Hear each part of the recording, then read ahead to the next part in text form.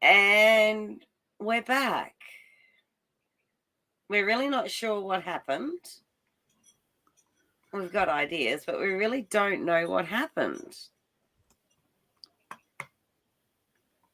No, and he didn't go in with song that tripped me out. And wait up.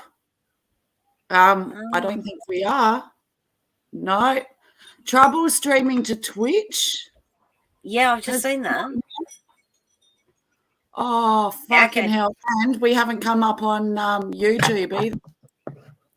No, YouTube, I think. No, we're live on YouTube. I can see YouTube. We're good there. I can't. What the hell?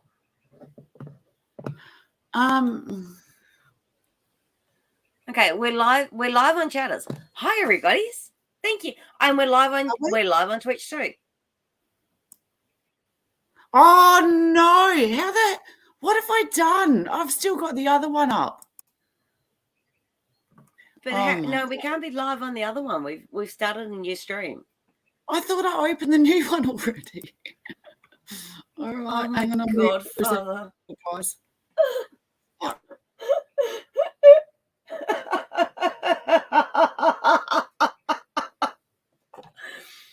I have no idea what is going on. I have none at all. I'm lost. Hey.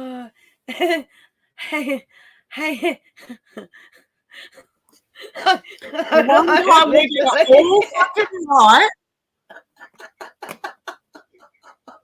Seriously. Okay. Murphy, you're a pain in the fucking ass. Hi, Sarah. Really nice of you to find us, considering what's just happened. You've done very well, actually. Oh, no. So, the short version. Once we worked out something was happening, then we worked out that there was a message that says there's a trouble streaming to YouTube. Amanda took a screenshot. You got that there to show, girl? I certainly shall have in a sec. Yeah. We literally could not. It just was not going to work for us. That's why we started a new one on a different channel until we figure out what's going on with the main one. All right. So here's the first one I took to prove to you guys that we really were on time. We really were live when you guys put it. Yes. Yes, and we do.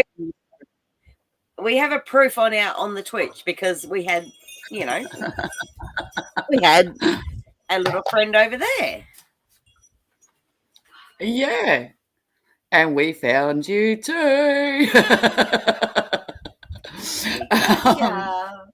And this is why we couldn't go back on the other for whatever reason. YouTube's not playing nice, and for reason Twitch isn't playing nice. So we are at where we are at. It's been a fun and eventful afternoon. Hey, sorry, I just put that up. Yep.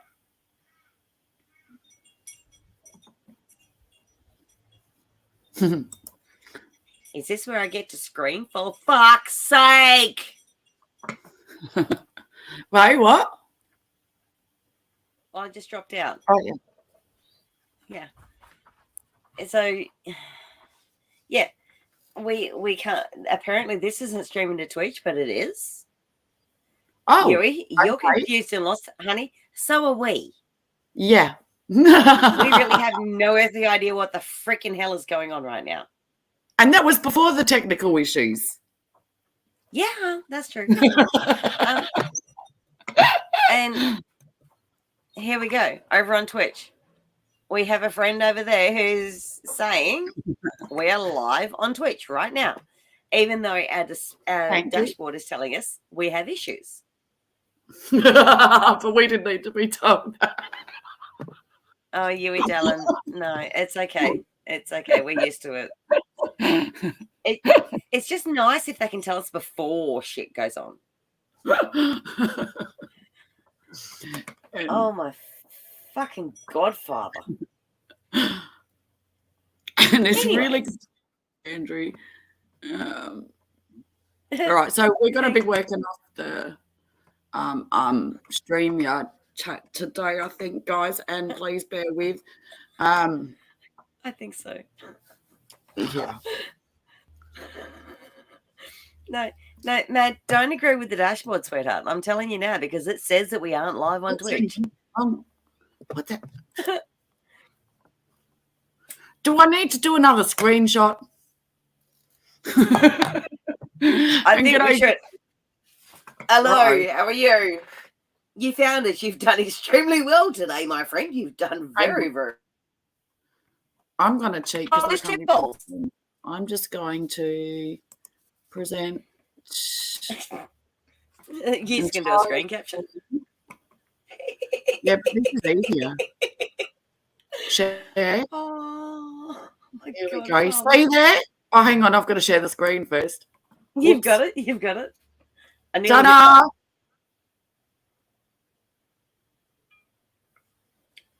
It says we're having trouble streaming to Twitch. Like, this stream is apparently not going to Twitch, but you are all there and you can see us there. I'm really not sure what's going on. That's just it. You're all fragments of our imagination now. That's a very good point. Anything's possible at this point. I'm calling timeline jumps. I'm just, whatever happens, happens. Anyways. We're back with the Sundowner.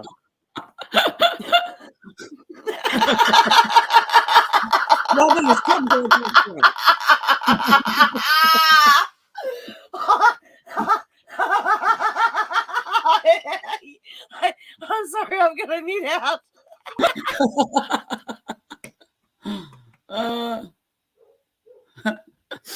It lies about the stream, but you're not all there. We are absolutely not. We are the same old delirious selves.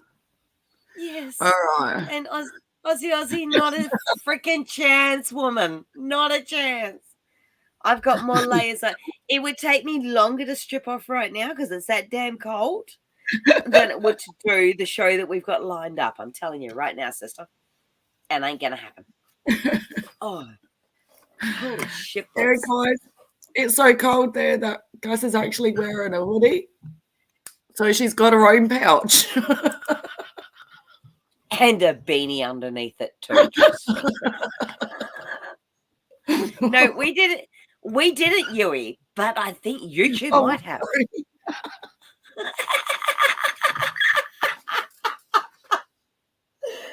Oh my goodness. Okay. Well, this is going to be a sort of a serious show because there's more serious stuff come through today, but I don't think so now. Good luck with that. That's not going to happen, Matt. I'm telling you right now, it's just not going to happen. The best you are ever going to get for a nerdy run for me is the one that goes, hi. Oh. All right, Cass, so what do we have for today? Can I be forgiven if I say I can't remember? Okay. Here we go. I don't even know if I want to start with that one, to be honest. Let me see what else I've got. That's a serious one. What have I got in the videos? Thank you. Cheers. We do try to be funny, but this is just taking the piss right now. Anyways, that said, taking the piss, here's a 3-minute clip that is going to probably make you all laugh a bit. Okay. Hello, I'm from the Reserve Bank of Australia. You know, the wankers who promise not to raise interest rates and then raise them 10 times in a row. Psych! Most people don't know what the RBA does, which is just as well, or this place would probably be on fire right now. But did you know our job is to ensure the economic prosperity and welfare of the Australian people? What's that? Where did we go wrong? Oh, sweetie, we didn't. You being broke AF, in debt AF, or homeless AF has ensured heaps of economic prosperity, just not yours. Like that time time we pumped house prices with years of low interest rates. Sure, that put home ownership forever out of reach of all you losers, I mean young people. And sure, it saddled those who did buy a house with some of the highest debt in the world. But it made people who already own properties go, my money don't jiggle jiggle. It folds. It makes me want to wiggle wiggle. Of course, we couldn't have pumped house prices without help from other shitbags. Hello, I'm from APRA, the pricks who failed to rein in dodgy lending, even after the Banking Royal Commission explicitly warned us to. And I'm from the shit party, where we pumped the housing bubble even more by letting you raid your own super. By the way, fuck you for voting us out, you ungrateful All right. Where were we? Oh yes. After luring you into fuck tons of debt with low interest rates and promises to keep them low, we suddenly had to jack them up to bring down inflation. Whoops. Is the inflation caused by your wages going up, as we told you? No, it's mainly caused by the pandemic, the war, soaring company profits. Your wages actually went down last year, but we said, whatever, let's make you work to lower the inflation you didn't cause by raising interest rates that force you to pay more of your lower wage on paying off the huge debt we got you into. RBA announcement. We've just raised interest rates again. Fuck you, Australia. Except all you property investors. You can just pass it on to your tenants by jacking up their rent. Further fueling inflation. Reverse Bank of Australia, ensuring wealth flows back from you to the rich. Of course, there are other ways to manage rising inflation. Hello, I'm from the Australian government, where we're about to release the budget. Sure, we could help bring down inflation by reducing the cost of things like medicines, HECS and childcare. And we could fund all that by ditching these massive tax cuts for the rich, which if passed would worsen inflation. And we could rein in the price-setting power of corporations, which also worsens inflation. Hello, I'm from Qantas, where despite record profits, we jacked up our prices. By the way, thanks for bailing us out during the pandemic, dickheads. And yes, we could protect the poorest from the pain of inflation by increasing job seeker for all. And we could pay for that by taxing the fuck out of gas companies, which made shit tons of extra profits from the war. But why do all that when we can build a stadium nobody fucking needs, lure more of you into debt with another bullshit scheme that'll pump house prices, and have a piss-weak review of the RBA that recommends shifting some deck chairs, while young people and workers get fucked over yet again by rising inequality? That's the spirit of Australia. My money don't jiggle jiggle. It folds. It makes me want to wiggle wiggle. You know. Authorised by the Subcommittee for the Deputy Assistant to the Advisory Board of the Acting Minister for the Department for doing fuck all about anything, really. Thank you to all our patrons for making the Honest Government ads possible, especially our patron producers. If you want to help us keep governments honest, you can do so at patreon.com/The Juice Media. Or you can grab some merch from our store. You'll find all the links in the video description. Till next time.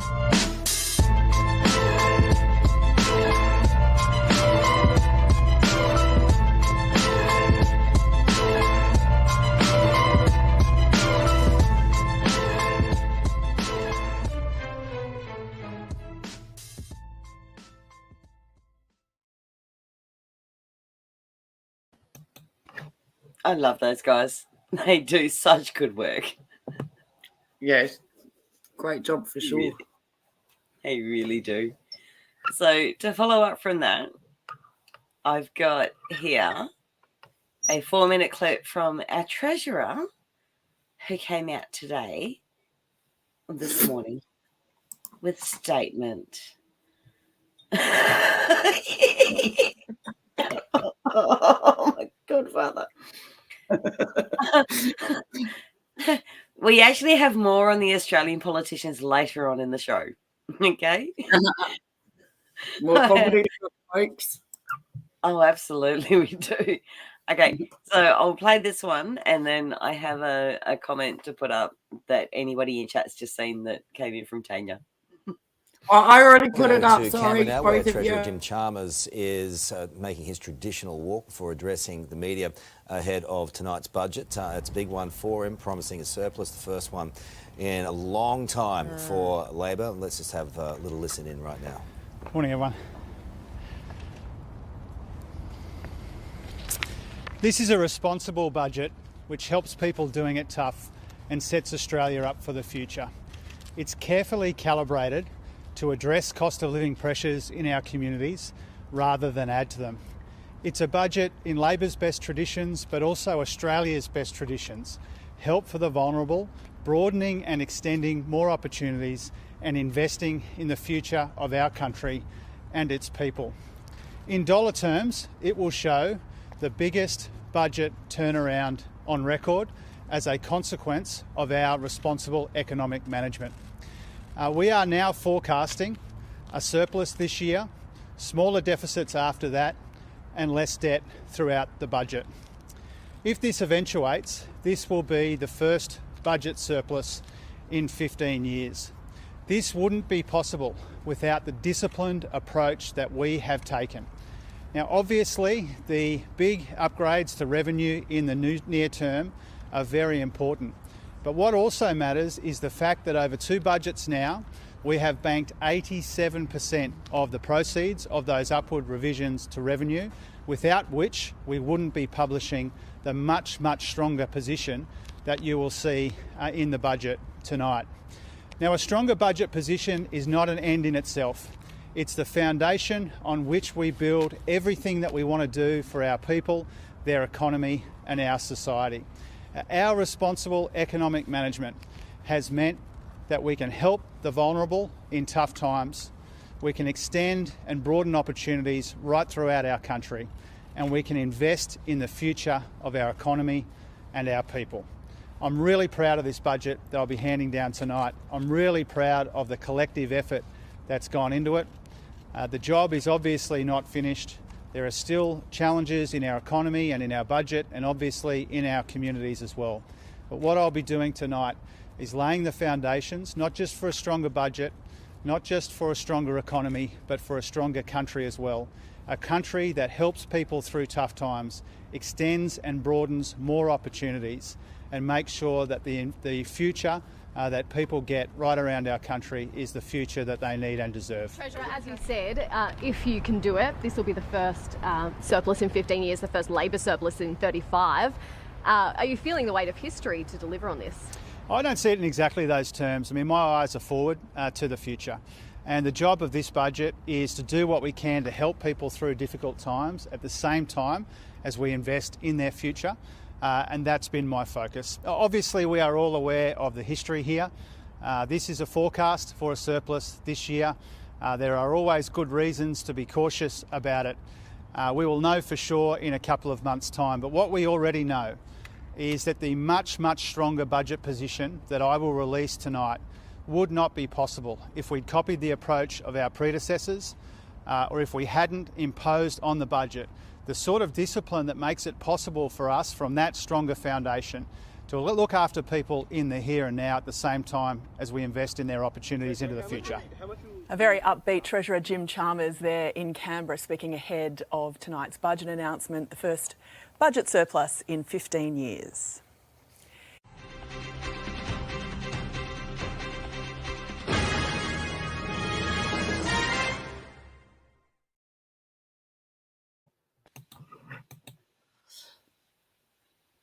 Anyone want to have a guess at how much it costs to print all of that shit? I don't know. Just saying.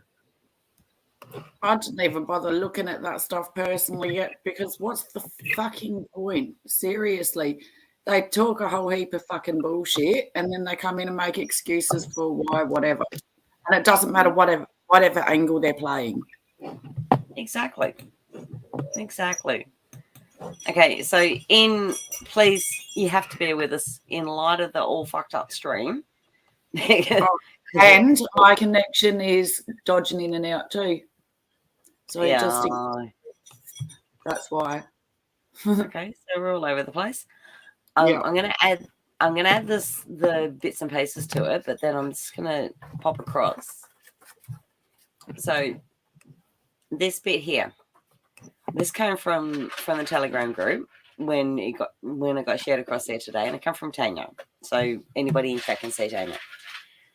Her comment was, "You can't make any of the sense of it right now until we see what is actually in it.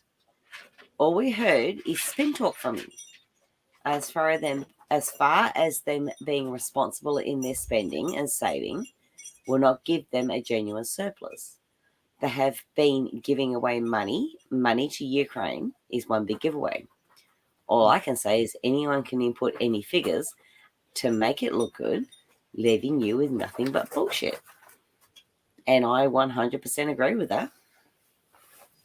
Absolutely. Yeah. Yeah. So, thank you, Tanya. Really did appreciate that. Nicely stated. Okay. So, what do you reckon, Mandy? Do we go back to the beginning and start again? Like from where we had it all set up to start with?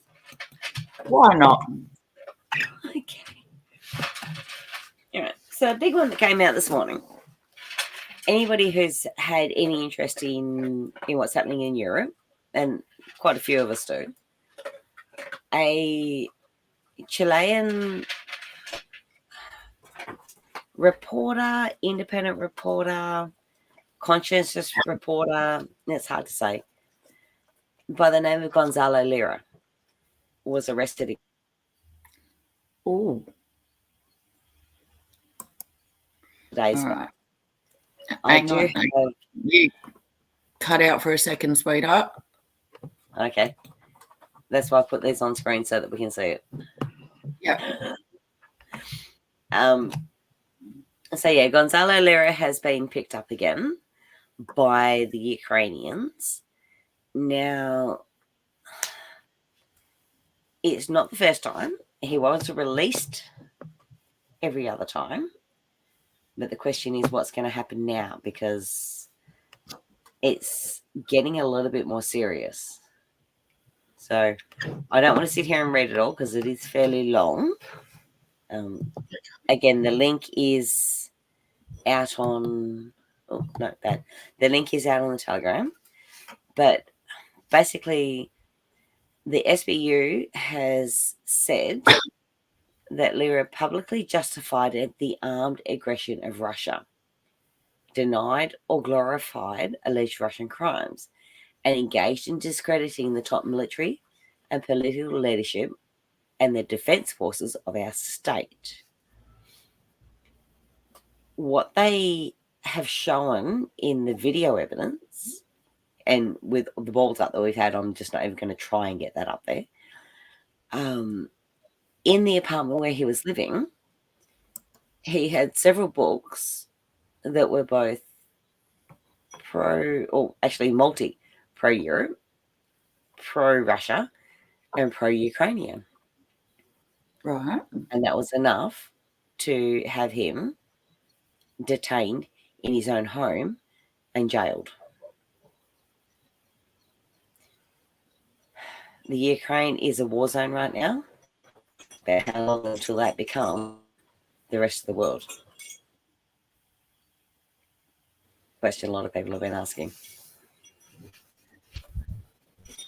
Well, people are being arrested in Australia already for having materials considered,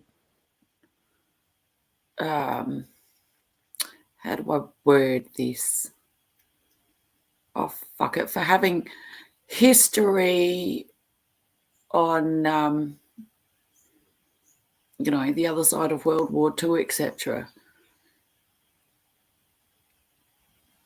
It's already happening. Okay,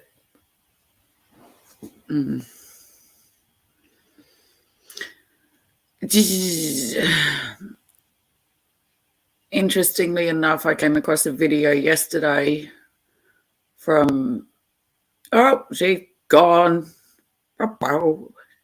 She'll be back shortly, guys. I came across a small video yesterday from Yuri Harau, is that right? She's coming back. Who guest speaker, and at the end, that guest speaker went and did the Hitler version of "The crowd can clap now and then stop again" at the end of his fancy little speech. Exactly. After they demoted us all to worthless ape. Again. So the hypocrisy for who can do what, who can have what, why people can have what. they can and why they can't. The thing is, the hypocrisy is enough that those who can't see can't see. That's true. That's the biggest issue that we all face. We can see. And when we face other people in our day-to-day lives who can't see, we sit back and go, are you serious? And they sit back and say, are you serious? And there isn't a meet in the middle of the divide. That's the problem we've got right now. Yeah. And Yeah. the yeah. Go. No. No? Okay. I'll add this back. And let's go for number 2. Let's see. I can't remember what the hell I've done. It's honestly. Oh, I didn't know that. That's good to know, Andrew. I did try, but yeah. Yeah, I did see that, Andrew. Mad, really? Are you sure about that? Yeah, yeah, absolutely. Yeah, exactly. And all of the clips and evidence that are coming out of the fighting zones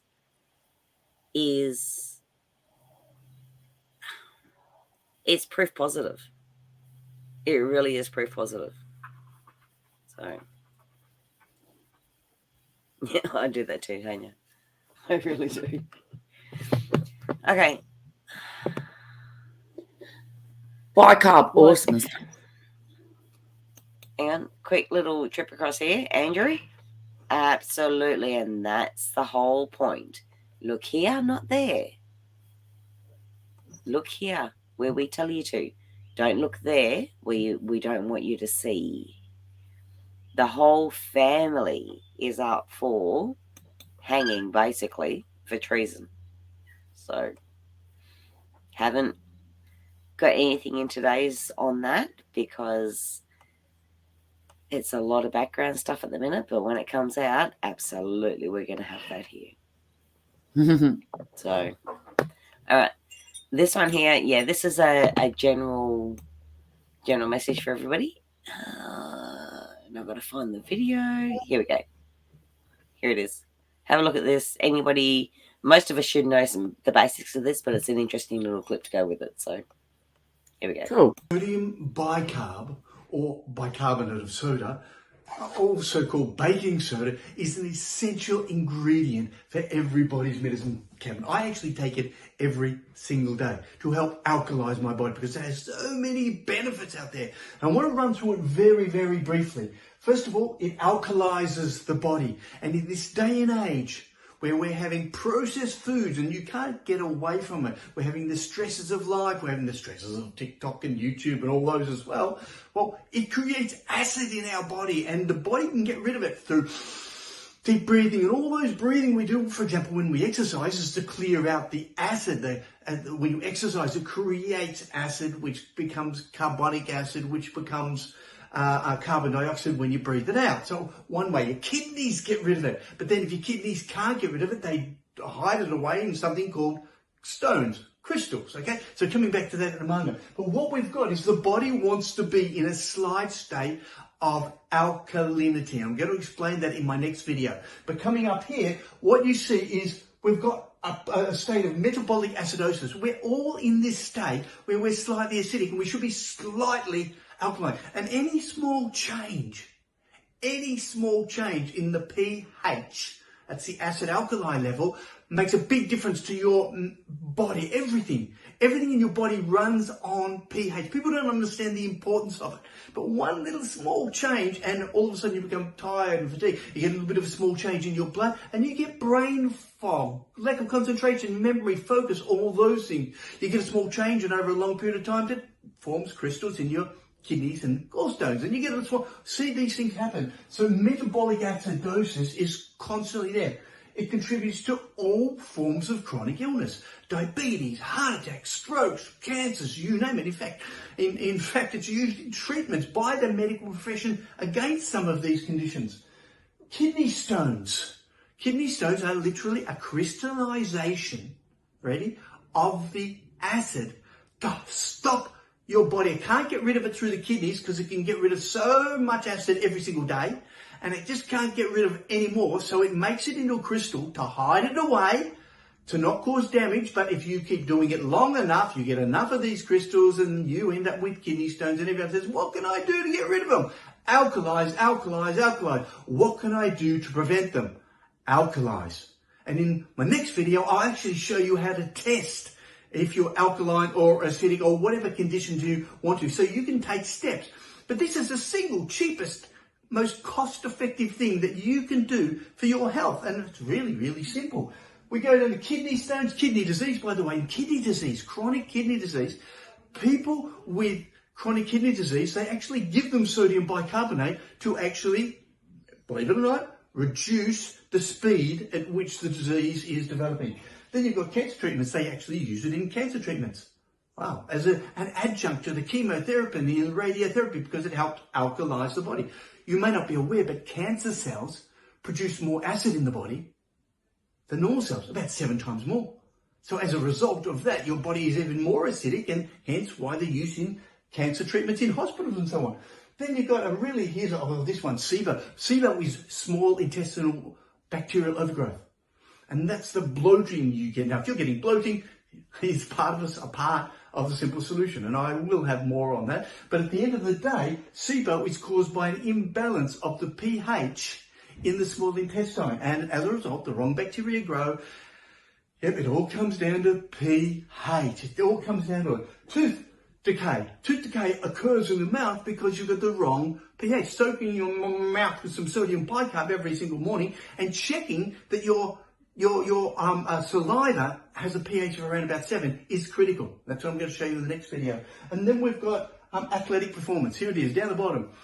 All of the research, and now hundreds of studies demonstrating that a small amount of sodium bicarb before high exertion exercise improves performance. Now, I'm talking about, Olympic athletes and sprinters and basketballers and so on. It only works for a short period of time, but the research shows it actually does work. Wow. And that all comes from a teaspoon of sodium bicarb first thing in the morning when you wake up, away from food, not with food, never with food. How simple is that? Follow my other videos. I've got a much better explanation of this on YouTube, which is at Dr. Peter Dingle. That's Dr. Peter Dingle 213 on YouTube. And by the way, I know I'm not a medical doctor. I'm the guy who does the research, who tells the medical doctors. Thanks, guys.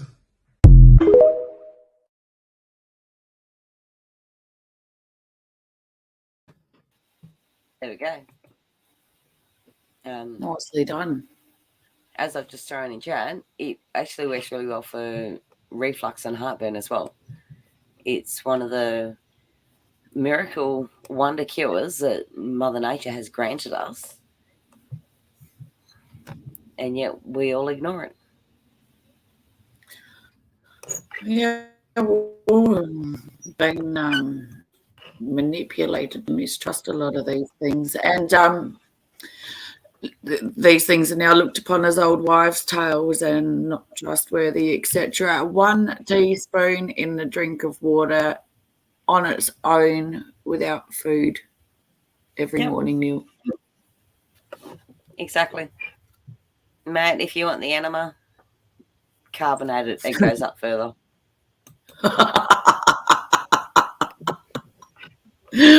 Oh, I'd hate to be that stomach. I couldn't resist it. Okay.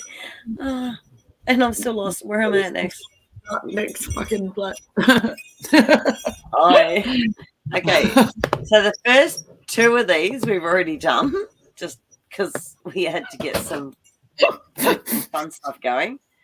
And my camera's just falling down. Okay.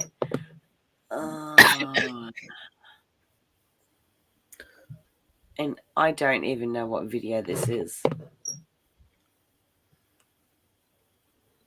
No, I can't even find it, so I'm just going to move to the next one. I'll find that because it is funny. No, I'm actually going to give up right now because I need to go and fix the camera, and I'm trying to sort other bits out. Okay.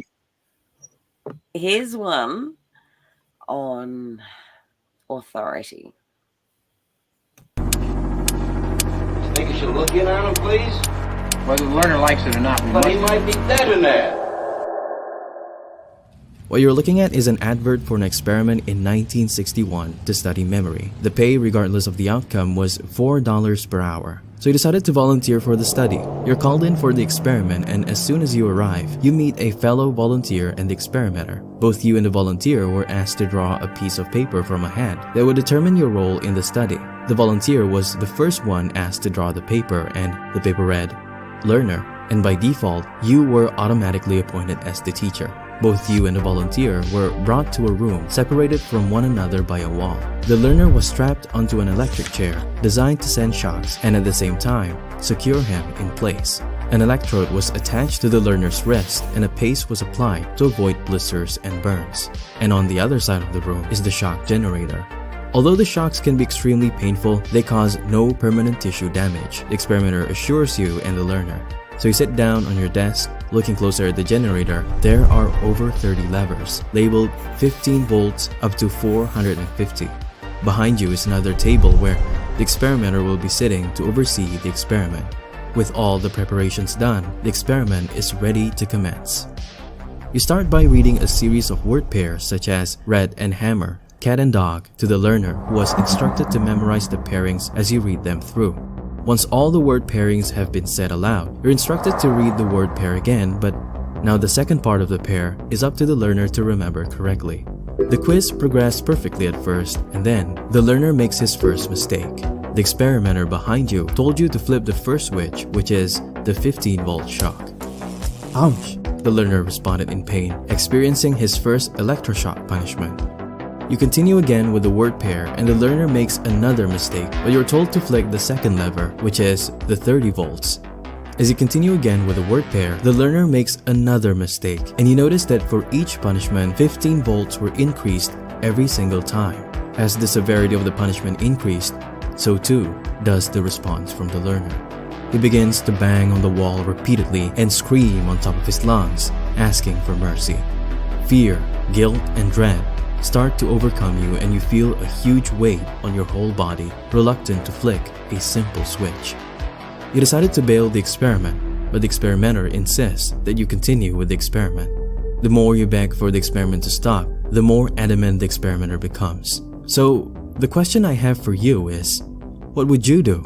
Would you still continue with the experiment, or would you simply just leave? This experiment was actually conducted in July 1961 by Stanley Milgram in the basement at Yale University.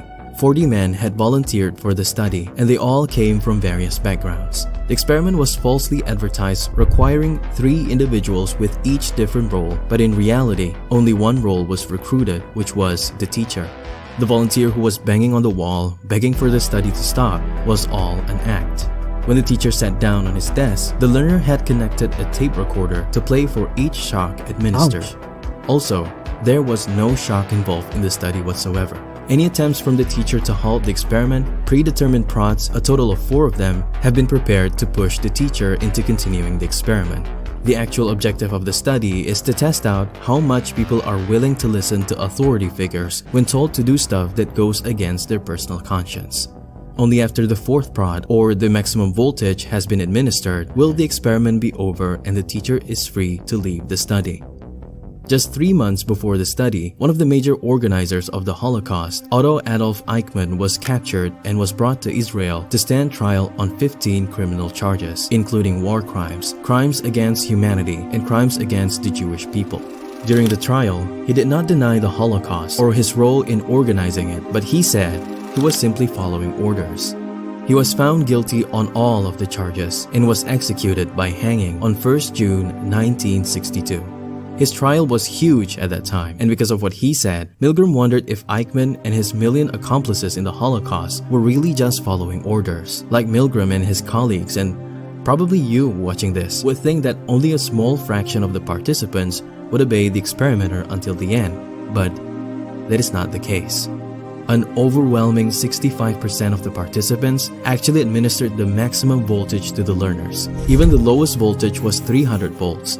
Although they were all reluctant in obeying the authority, they still complied. The participants were seen sweating, trembling, stuttering, biting their lips, groaning, digging their fingernails into their skin, and some had nervous laughing fits and seizures. Because of how shocking the results of the study were, the study quickly gained popularity and instantly became a classic. At the same time, it had also garnered an infamous reputation because many have questioned the ethics of the study and how applicable the study is in real life. The most notable person that was quick in pointing out the ethics was Gina Perry. However, her argument was easily dismissed because after the study, a survey was given out to the participants after debriefing them. 84% of the former participants said they were glad or very glad to have participated, and of the rest of the 15% chose neutral. Many later wrote letters to Milgram expressing thanks, and they even repeatedly offered assistance and requests to join his staff. As far as the application of the study goes in real life, this is what Milgram has to say. I set up a simple experiment at Yale University to test how much pain an ordinary citizen would inflict on another person, simply because he was ordered to by an experimental scientist. Authority was pitted against the subject's moral compass, and in the end, with the subject's ears ringing with the screams of the victims, authority won more often than not. The study was even replicated time and time again and was found to have very similar results. So to answer the question, would you continue with the experiment? You most probably would.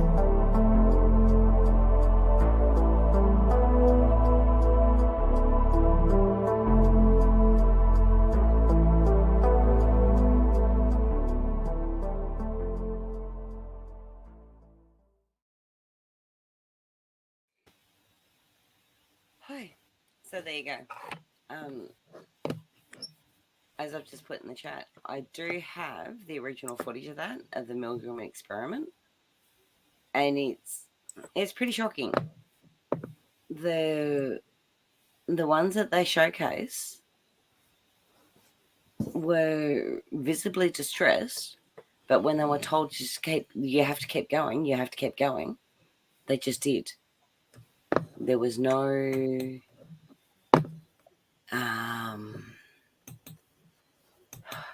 there was kickback, yeah, but it was not enough that they actually stopped doing what they were told to do because of the authority. So that's the whole point of that one. Yeah. You go. It makes you wonder what happened afterwards too, for them to also, to what was it, 84 something percent, to say they had a great experience, would do it again? I wouldn't believe that. I mean, there are arseholes out in the world, and there are sadistic arseholes out in the world, but not that high a percentage to get that much of a kick out of it. Exactly. And yet, that was what came out of it is apparently there were enough, say the air quotes that you couldn't say, that did go along with it because they were happy to do it, versus those that were too scared to go against the authority. Yeah. So, anyways, on that note, I'm actually, Mandy, I don't know about you, but I'm kind of tempted to say, I reckon we call it right about now because I am all balls up in where we're at. And cool. I have no idea what the hell we've got left to go.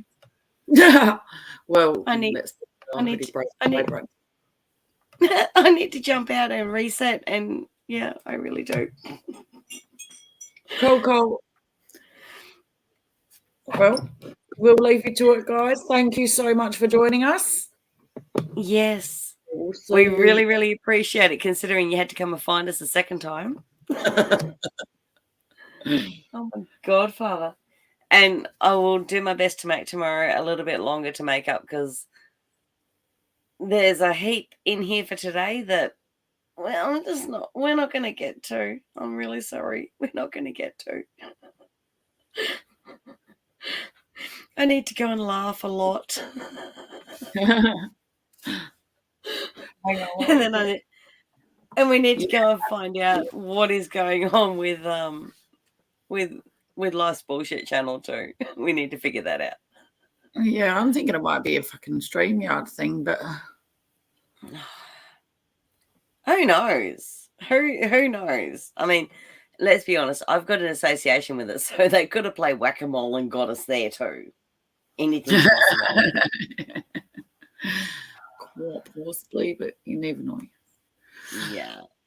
All right. All right. Well, yeah. Follow us up, guys. We will be back tomorrow night, the same time. I'm not going to say same channel because if we can, yes, if we can't, it will be on Chatters where we are right now. But hit us up on the telegrams.